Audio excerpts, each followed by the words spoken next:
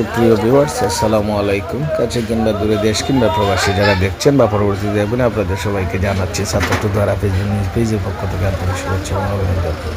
প্রিয় সুধী, গোবিন্দগঞ্জ পয়েন্টের ব্রিজ একাডেমির সামনে লেগুনা এবং অটোরিকশার মুখোমুখি সংঘর্ষে ভয়াবহ অ্যাক্সিডেন্ট সংঘটিত হয়েছে। ইতিমধ্যে আপনারা দেখতে পাচ্ছেন স্থানীয়রা কীভাবে উদ্ধার কার্যক্রম অব্যাহত রেখেছেন।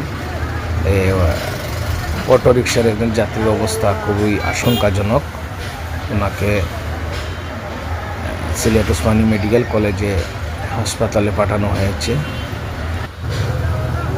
আপনারা সবাই এই যে দেখুন লেগুনাটির অবস্থা, একদম দুমড়ে মুচড়ে ভেঙে চূর্ণ বিচূর্ণ হয়ে গেছে এই যে অটোরিকশা।